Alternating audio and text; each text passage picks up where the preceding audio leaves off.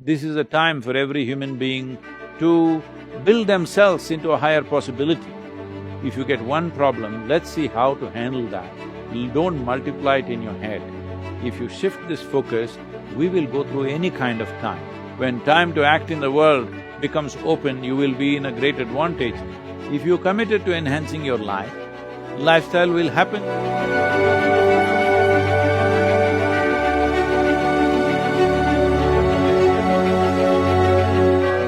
Right now, there is just so much suffering that and you open the TV or the internet or everywhere. How does one cope? I mean, is it the same way, meditation and praying, or is it staying present, or your breath? The things you often talk about, are those things relevant? Is there something else people should do right now to just cope, and not lose hope? Young kids are telling me we'll never get a job. What is going to happen to my life?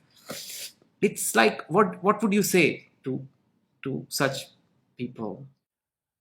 See, one thing is, a whole lot of people in the world go about like they're immortal. Now, mortality is staring in your face like never before, probably. So this is one thing that's upsetting people. We need to understand, if we have to stay sensible, we must be consciously aware.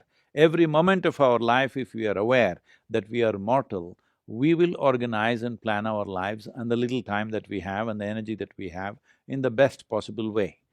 This idea that other people die, no, no, no, you and me will die.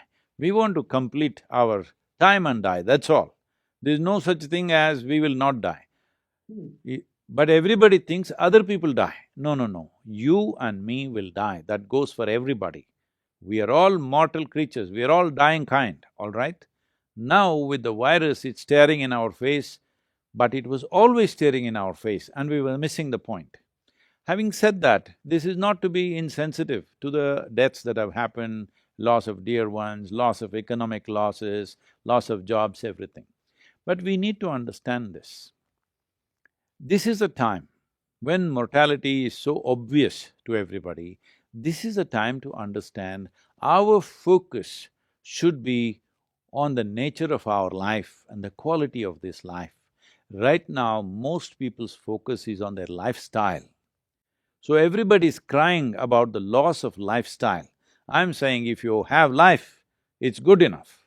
Lifestyle is just of our times. If all of us were here 1,000 years ago, maybe all of us would be living in huts. Those people that you think in Mumbai are very poor, maybe we would be in same kind of squalor and we wouldn't mind, we thought it's fine, all right? So right now, somebody else is living in a better house, comparing myself to that person, now I suffer my home.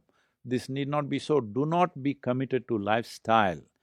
Your commitment should be to make this life as beautiful as possible. If you shift this focus, we will go through any kind of time. We must understand this compared to previous generations of people. There were world wars, there were famines, there were terrible events that happened in the world, and including in India, all right? This generation, we have not seen anything like that.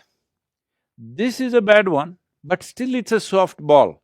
If you behave responsibly, it is not going to hit you. However responsible you are, if a war is happening, bombs would, bullets and bombs would just kill you, it doesn't matter where you are. Today, unfortunately in India, we have this problem because I've been talking to so many people, I'm saying this. People think war means it happens on the border. No, it is happening on the border, it is happening on the border because a few brave men and women are standing there, and because of their efficiency, it is happening only on the border. If they don't stand there, it will be happening in Delhi.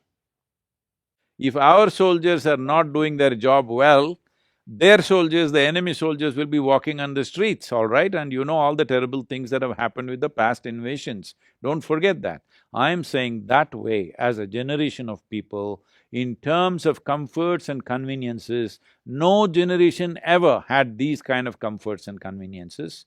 No generation had survival better organized than this generation. We just have to make sure nobody starves, that's all. Rest of it is only loss of lifestyle. Don't make big fuss about it. This is a time for every human being to build themselves into a higher possibility, either in your competence, in your emotion, in your thought, in your experience of life, in your joyfulness, in your peacefulness. In every way, please use this time to upgrade yourself. When time to act in the world becomes open, you will be in a great advantage rather than sitting and crying. Right now, WHO is saying that it is not just this pandemic, there is going to be a mental pandemic and there's going to be a suicide pandemic. See, our problem is if we get one problem, we want to multiply it into many. No, if you get one problem, let's see how to handle that. Don't multiply it in your head. Yes, it is a serious issue, it's not a joke. Yes, there is tremendous losses for everybody, but focus on being committed to your life, not to your lifestyle. Then you will see everything will change in many ways. See, if you committed to a lifestyle without being committed to enhancing this life, inevitably, one way or the other, you will move into crime. Maybe crime outside of the law or crime within the law, but inevitably you will move into crime once you're committed to lifestyle. If you're committed to enhancing your life, lifestyle will happen according to our competence and in the times in which we live. See, we must understand our lifestyles are all not made by us. Our lifestyles are of the times. See, right now, in 23, 24 hours, from India, I'm here in United States. If it was 100 years ago, coming to United States means probably 45, 50 days up and 45, 50 days down, all right? But people are saying this 22 hours of flight is too long. Repeatedly, they're telling me, I said, what is too long? I'm glad it's only 22 hours. Otherwise, people were, sitting on a steamship and going, before that on a sailboat, not even knowing whether they'll get there or not. So I'm saying we are having, as a generation of people, we have the best of everything. Never before humanity has had these kind of things. Now, if we commit to enhancing our life rather than just enhancing our lifestyles, we can become the best generation ever because our survival issues are largely settled. We must understand this. 300 years ago, if you want water in the morning, you had to walk down to the well or river or pond to carry 2 buckets of water. Today, how many young men and women are even capable of carrying 2 buckets of water a mile? Physically capable, they're not anymore. I'm saying. So you open the tap, water comes, hot water comes, cold water comes, everything happens, and you're cribbing and cribbing and cribbing. Please don't crib. Use your life because whether you do something or not, whether you're joyful or miserable, whether you're making something out of yourself or nothing out of yourself, time is rolling away. Time is ticking away. You must understand that since you and me started talking, everybody who's listening and all of us, including you and me, are 47 minutes closer to our grave.